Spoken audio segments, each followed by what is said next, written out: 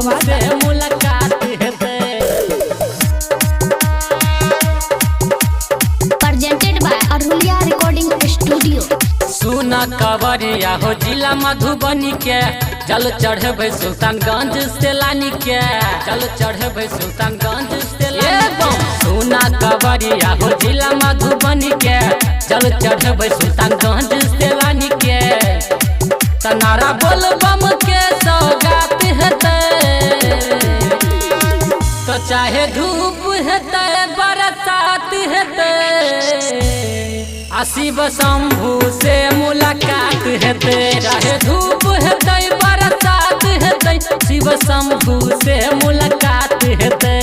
DJ Nitish राज शिव शंभू से मुलाकात हेतै मंगुरा नवादा शिव शंभू से मुलाकात हेतै बन के पगड़िया जायला देव घर छै केकरो नहीं डर कान्हा पर कावर छै हमर शिव जोगिया के तो सबका पर नजर छै हमर शिव जोगिया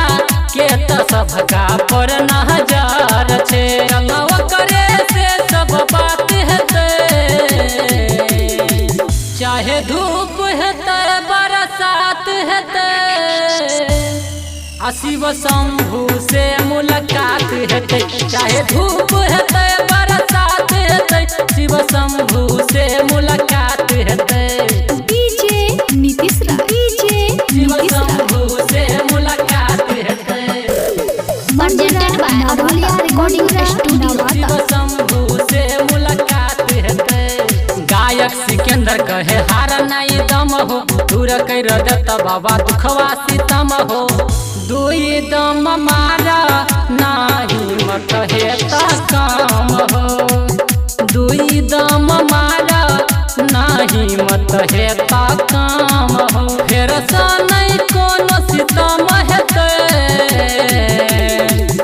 चाहे धूप हेतै बरसात हेतै